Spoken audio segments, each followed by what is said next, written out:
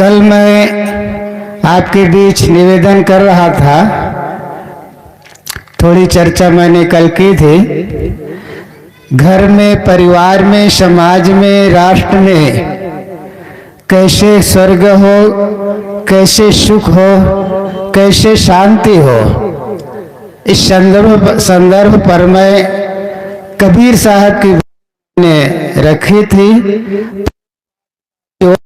पहिर कबीरो नाच, पाने दिन तारो तन मन बोले साच। इस साखी पर मैं कल थोड़ी चर्चा की थी। पहन करके नाचो, और ये विश्व सत्ता उन्हें ही चमक देती है जो जिनमें तन, मन और वचन सच्चे होते हैं। प्रेम पहन करके नाचने की बात कही गई। कल मैं निवेदन किया था, नाचना कबीर साहब को पसंद नहीं है। यह नाच है करना, करके व्यवहार करना है। और ये भी निवेदन किया था, सद्गुरु साहब के सूत्र, अनाशक्ति में मोक्ष है, परिवार जन धन है, अध्यात्म में मन धन। हम ईश्वर परमात्मा स्वर्ग नरक की बातें बहुत सुन रखे हैं, लेकिन घर परिवार में कैसा हमारा स्वर्ग उतरे, कैसे सुख हो, धरती के अलावा कहीं नहीं है, धरती के अलावा कहीं नहीं है। इस धरती में इसी परिवार के बीच अपना घर में ही उतारना है। आप घर घर में जो कला है यही नरक है। आप विपन्नता है, लेकिन अंदर अंदर विपन्नता, भीतर विपन्नता, सोना भीतर सोना सोना, बाहर चकाचक खाली खाली। आज बनता जा रहा है, घर उजड़ता जा रहा है। आश्चर्य यह है, आज सारी है लेकिन अंदर अंदर विपन्नता है। क्या है? कला, असंतोष। इस संदर्भ में तरुण सागर जी महाराज कहा करते थे, आज उनका पार्थिव शरीर नहीं लेकिन उनका संदेश है। आज मनुष्य टीवी सेट है, डायमंड सेट है, सोफा सेट है, डिनर सेट है, सोफा सेट है, टी सेट है, मोबाइल सेट, कंप्यूटर सेट, सिर्फ माइंड अपसेट है। कहां से जन्नत और कहां से स्वर्ग होगा? दुनिया जन्नत इसे बनाए, धरती को हम सजाएं। सद्गुरु आज दुनिया ने जन्नत बनाना है, सुंदर इस धरती को सजाना है। आज दुनिया, सद्गुरु कहते हैं नरक। देख लीजिए, जाति को लेकर, संप्रदाय को लेकर, मजहब लेकर आज जो कला है, आज सदी में चल रहे हैं, विज्ञान युग में चल रहे हैं, शिक्षा में चल रहे हैं। आज सांप्रदायिकता का जहर आज भी उगल रहे हैं, नरक बना हुआ है। सद्गुरु कहते हैं ये दुनिया दोजख बनी है, इसको जो जन्नत बनाना है। खैर ये सरकार के काम है, लेकिन हमारा काम है अपने घर में जहां दोजख है उसको दूर करना है। आज घर घर कला है, यही जो दोजख है, यही नरक है। आश्चर्य होता है, पति में कला, में कला, देवरान जेठान में कला, सास बहू में कला। कल मैं निवेदन किया था, आज ने कमाल किया है, देश काल की दूरी घट गई, लेकिन आज आदमी का दिल नहीं मिल रहा है। यहां तक भाई का दिल नहीं मिल रहा है, का दिल नहीं मिल रहा है, सास बहू का दिल नहीं मिल रहा है, देवरान जेठान दिल नहीं मिल रहा है, ननंद भावच का दिल नहीं मिल रहा है, पड़ोसन का दिल नहीं मिल रहा है। आश्चर्य तो यह है, जहां दिल ना मिलना है यही तो नरक है। इसीलिए आज दिल ना मिलने की वजह से दिल का दौड़ा भी बढ़ता जा रहा है। पत्नी में कला, नन्हा बच्चा का इस संदर्भ में याद आया। एक छोटा बच्चा था, 5-7 साल का बच्चा ने कहा अपने पापा जी से, पापा जब मैं हाथी को देखता हूं तब मुझे बड़ा डर लगता है। अब का उत्तर नहीं मिला, पुनः कर दिया कि पापा जी ये बताओ आप किसको डरते हो। गजब उत्तर दिया, न मैं हाथी को डरता हूँ, न सिंह को डरता हूँ, न जहरीले सांप को डरता हूँ, यदि डर तो तुम्हारी मम्मी को। अर्थ होता है विवाह विशिष्टम बहनम, विशिष्ट से एक दूसरे को निभाना, लेके सहारा देना, करना, ये अर्थ होता है। लेकिन आज नई पीढ़ी की कला देख करके बैंकारों ने अर्थ उलट दिया। आज का माहौल देखते हुए क्या वे लिखते हैं, विवाह, पहले वाह वाह, बीच में आ, अंत में तवा। वाकई में यही तो है विवाह। पहले जब दंपत्ति आती हैं तब मित्र मंडली पूछती है, भाई साहब भाभी कैसी, तो मेरा यार ना पूछो, चंद्रमुखी चंद्रमुखी। फिर मित्र मंडली पूछती है, भाई साहब भाभी कैसी, अरे यार ना पूछो, वो तो हो गई सूर्यमुखी। तीसरे साल फिर मित्रों ने पूछा, भाई साहब भाभी के क्या हाल चाल, तो मित्र कहते हैं, यार ना पूछो, वो तो हो गई ज्वालामुखी। बहनों से निवेदन है, सूर्यमुखी और ज्वालामुखी ना बने, बन करके घर में जन्नत या स्वर्ग उतारे। एक समाज सुधारक ने इस संदर्भ में बहुत सुंदर कहा है कि नारियों को चाहिए संतान को संपन्न बनाने के लिए वे लक्ष्मी का रूप धारण करें। नारियों को चाहिए संतान को शिक्षित करने के लिए शिक्षित करने के लिए का रूप धारण करें। ना चाहिए समाज में कुरीतियों और पाखंड को करने के लिए दुर्गा का रूप भी धारण करनी चाहिए इन नारियों को। अगर तो शराब की भट्टी गांव से बाहर हो सकती है, लेकिन यही लोग डरपोक हैं, यही इन्हीं लोगों में एकता और प्रेम और संगठन नहीं है। समाज और पाखंड को दूर करने के लिए समय से इन लोगों को चाहिए दुर्गा का रूप भी धारण करना चाहिए। पति भी है तो समय से का रूप धारण करें तो निश्चित है शराबी पति शराब छोड़ सकता है। बात यहां से उठी थी, पति और पत्नी में कला, कहां से जन्नत और कहां से स्वर्ग होगा। सदगुरु कहा करते थे, अगर दंपति में प्रेम होगा तो 3 पीढ़ी का सुधार होता है। पति जो बूढ़े माँ बाप है उनकी अच्छी तरह से सेवा होगी।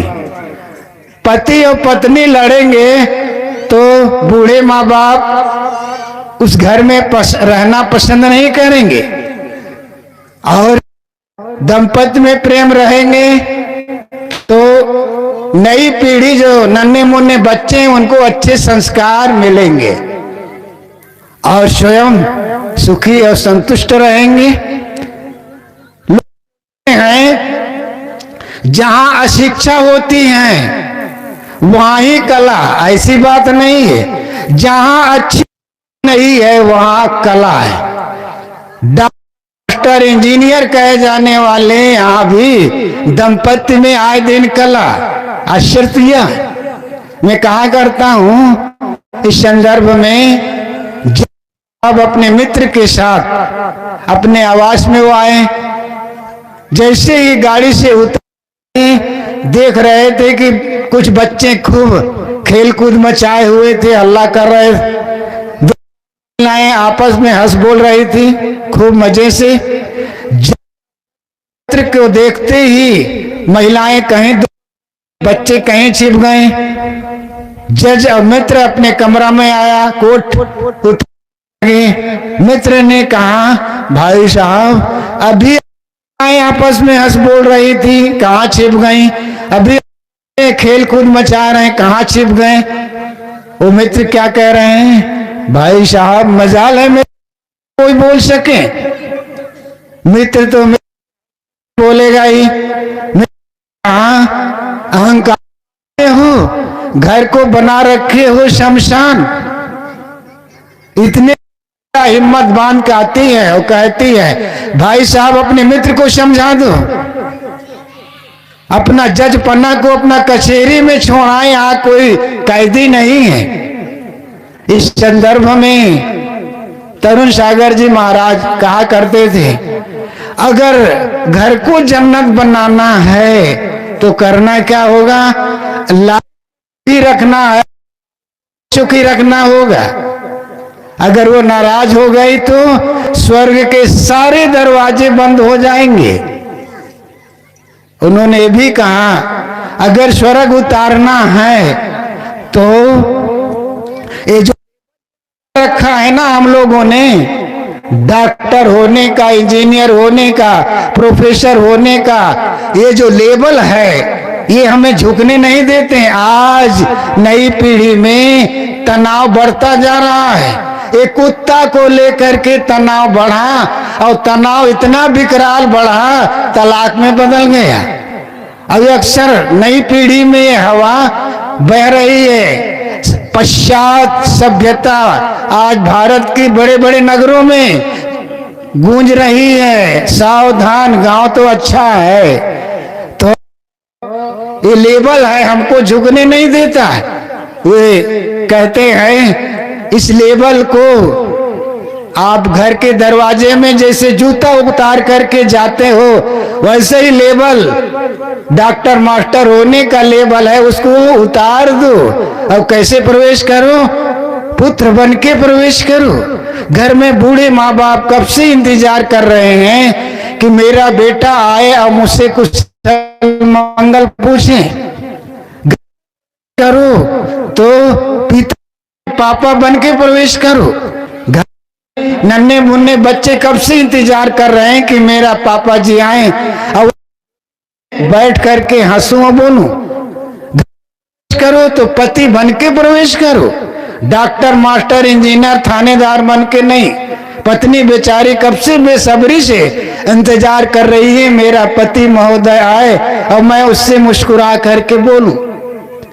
हम वकील बन जाते हैं, जज बन जाते हैं, लेकिन घर के तनाव को वकील और जज कहे जाने वाले रफा दफा नहीं कर पाते। आए दिन बंदूक उठाते, स्वयं मारते, अपनों को मार लेते। सच्ची घटना है दिल्ली में, दोनों जज, लेकिन किसी बात को लेकर के तनाव बढ़ता गया। जज ने अपने जज पत्नी पर सीधे बंदूक को दाग देता है, उल्टा अपने खोपड़ी में दाग लिया। गृहस्थी समाप्त। नदी में अक्सर ये जो हवा है बह रही है, इसलिए दंपति में आपस में प्रेम। अगर जन्नत उतारना है तो एक समाज सुधारक ने बहुत सुंदर उन्होंने कहा, पत्नी चाहिए वो गूंगी बन जाए और पति को चाहिए वो बहिरा बन जाए, अपने आप जन्नत है, अपने आप घर में स्वर्ग उतर आएगा। इसी प्रकार सास बहू में आए दिन नेवला और सांप का बैर बना रहता है। सास बहू में अगर प्रेम है तो घर में निश्चित है जन्नत होगा, स्वर्ग होगा, सुख होगा। एक ने बहुत सुंदर कहा कि आजकल नई पीढ़ी में जन्म कुंडली निकलवाते हैं। आजकल नई पीढ़ी में लड़की और लड़का की जन्म कुंडली निकलवाते हैं। तो उन्होंने बहुत सुंदर कि लड़की और लड़का के जन्म कुंडली मत निकलाओ, सास बहू के जन्म कुंडली निकलाओ, क्योंकि घर में रहने वाली ये सास बहू हैं और दोनों में कला है, निश्चित है घर नरक बना रहता है। इसलिए सास बहू में माटी का रिश्ता होना चाहिए। ये सास कहे जाने वाली घर की और यही जगदम्बा है ना। सास कहे जाने वाली बहू को क्या कहती हैं? अगर कोई पड़ोसन आ जाती है तो इन लोग क्या कहती हैं? कुछ मांगने के लिए तो इन लोग क्या कहती है? बहन जाओ, बहू रानी घर में है। आपने बहू रानी बनाई तो और दो अक्षर और जोड़ दो, क्या जोड़ दो? अब ये भी तो कहती है ना, ये माताएं कहती हैं कि ये जो बहू क्या है, ये घर की लक्ष्मी है। बहुत बढ़िया, आपने बहू बना दी, आपने घर की लक्ष्मी बना दी। अब दोनों को जोड़ दो तो क्या हो गया? महारानी लक्ष्मीबाई। अब झांसी का राज आपके हाथ से चला गया। अब गुर्राओ ना, बात को लेकर के नमक कम हो गया, भात गीला हो गया, गुर्राओ ना, जो मिला खाओ। जो बहू को सताती है समझ लीजिए उनका जो बुढ़ापा है वो दुखद बीतेगा।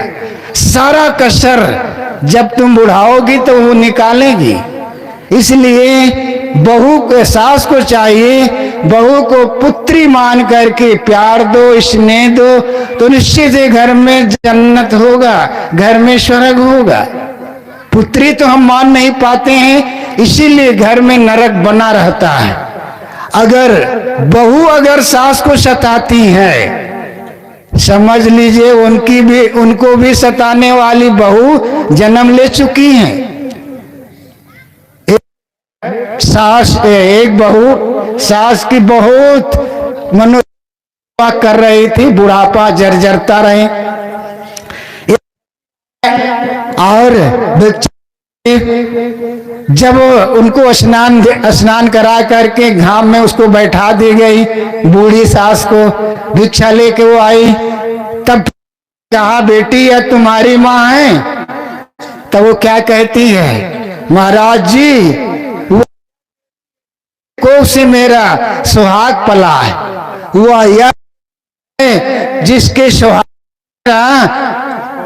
जिसके कोख से मेरा सुहाग पला है। बताइए कितनी सकारात्मक उनकी सोच है। जो सास को सताता है तो निश्चित है उनको सताने वाली बहू जन्म ले चुकी है। अगर दम्मा न होती, वो सास खास न होती तो आज लक्ष्मी बन के घर में आई हो, कहाँ आने का अवसर मिलता। इसलिए बहू को चाहिए सास को जगदम्बा अम्मा मान करके उनकी सेवा, उनकी आज्ञा पालन कर लो। इसलिए हमारे ऋषियों ने कहा मातृ देवो भव, पितृ देवो भव, आचार्य देवो भव, अतिथि देवो भव। माता पिता देवता है, गुरु देवता है, अतिथि देवता है। पहला हमारे ऋषियों ने आज से 3000 वर्ष पूर्व किनको कहा? मातृ देवो भव। ये माँ देवता है। वास्तव में माँ के साथ देवता कौन होगा भाई साहब? जो हमें 9 महीना गर्भ में रखती है, कष्ट करती है, ये अम्मा है। इसलिए हमारे ऋषियों ने कहा कि गृह रूपी मंदिर में जगत जननी माता है जो साक्षात अम्बा है, जिसका गौरव आचार और पिता से कम नहीं है। उपाध्याय से 10 गुना श्रेष्ठ आचार, आचार से 100 गुना श्रेष्ठ पिता, पिता से 1000 गुना श्रेष्ठ माता गौरव युक्त होती है। इतना गौरव माँ का बताया गया है। सर्व तीर्थमय माता, सर्व देवमय पिता, सभी तीर्थों में श्रेष्ठ माँ के चरणों को बताया, सभी देवों में देव पिता को बताया गया। आज हम लोग भगवान राम को तो मानते हैं, भगवान राम को पूछते हैं, उनका आदर्श क्या है? प्रातः काल था मात पिता गुरु ना वही माता, ये पहला आदर्श है। वो प्रातः काल उठ करके माता और पिता के वो चरणों में वो लगते हैं। राम का इतना बड़ा आदर्श है। लेकिन आज हम हिंदू संस्कृति में तो पल रहे हैं, श्री राम को तो मानते हैं, उनको पूजते हैं, लेकिन उनका जो को अपने जीवन में नहीं उतारते। इसलिए पीढ़ी को देखते हुए किसी बैंककार ने लिखा, प्रातः काल उठ कर सब भ्राता और मात पिता को मार हिलाता। उठ करके माँ बाप के पढ़ना चाहिए, ये आदर्श श्री राम के। आज श्री राम का आदर्श को हम दरकिनार करते जा रहे हैं, बूढ़े माँ बाप को अलग करते जा रहे हैं, वृद्धाश्रम में डाल रहे हैं। बड़े बड़े नगरों में वृद्धाश्रम, वृद्धा माँ को वृद्ध पिता को कहाँ डाल रहे हैं? वृद्धाश्रम में डाले। हमारी संस्कृति नहीं है, ये पश्चात संस्कृति है। वहाँ माँ बाप की जैसे सेवा आदर होना चाहिए वहाँ नहीं है। जितना आदर यहाँ है, जितना सम्मान माँ बाप के यहाँ है, ये जो संस्कृति है हमारी पुरानी है। इसलिए श्री राम ने प्रातः काल उठ करके माता पिता और गुरु के चरणों में वह शीश नवाते हैं। ये उनका आदर्श मानते, लेकिन उनके जो आदर्श अपने जीवन में नहीं उतारते हैं। इसीलिए आज के माहौल को देखते हुए बैंककारों ने लिखा, आज लोग कैसी उनकी भक्ति, कैसी उपासना है। हरे हरे बकरे मुर्गे घरे घरे, राधे श्याम 2-2 अंडे सुबह शाम, मुर्गी मुर्गा मारे खोज खोज, सिया राम मैं सब जग जानी और बेचे वही पानी। बोले बम अब 11 महीना तौले कम, रघुपति राघव राजा राम अब पता न पावे सीताराम। आज का माहौल आज यही है। कुछ लोग सत्संग में इसलिए आते हैं मन बदलने के लिए, कुछ मंदिर मस्जिद गिरजाघर में जाते हैं मन को बदलने के लिए, और कुछ लोग जूता चप्पल बदलने के लिए आते, यहाँ तक साइकिल और मोटरसाइकिल बदल देते हैं। कैसी भक्ति हमारी, ऐसी भक्ति से मुक्ति कैसी होगी भाई? तो मैं कह रहा था कि सास बहू में अगर प्रेम होगा तो निश्चित है घर में जन्नत होगा, घर में स्वर्ग होगा। इसलिए सास को चाहिए बहु मान करके प्यार दें और उनका आदर करें, सम्मान करें, उनकी सेवा करें, तो घर में जन्नत और घर में स्वर्ग होगा। ठीक इसी प्रकार भाई प्रेम जा रहा है, इसलिए आवश्यकता है भाई भाई में प्रेम। भाई के साथ दुश्मनी ठान लिया जाता है और पूजा जरूर करेंगे। इस भाई भाई में राम और समान प्रेम होना चाहिए। अयोध्या का फुटबॉल हो जाता है, इधर भैया भरत उछाल रहे हैं, भैया राम उछाल रहे हैं। ये राम और भरत का ज्वलन तो है, अब हम लोग उन्हीं के वंशज हैं। संगठन प्रेम है तो निश्चित है घर पर होगा। इसलिए किसी ने बढ़िया कहा है, एकता का निर्माण होता है, देश का कल्याण होता है। स्नेह का दीप जलाओ आज घर घर, आजादी का पैगाम होता है। राष्ट्र का, परिवार का, समाज का कल्याण होता है। कहने वाला कह रहा है, स्नेह का दीप जलाओ आज घर घर, आजादी का पैगाम होता है। आज स्नेह का दीप जलाओ, प्रेम ही तो आजादी का पैगाम है, संदेश है। आज घर घर में जो है वो कला दूर हो, प्रेम में तो निश्चित है हमारा परिवार, हमारा समाज स्वर्ग और सुख का भागी होगा। सदगुरु कबीर साहब का यही संदेश है। वो हर जगह वह एकता और प्रेम देते हैं, इसीलिए आज उनकी मांग भी है, उनकी वाणी की मांग भी है। मैं आपके बीच कुछ देर आपके बीच निवेदन किया।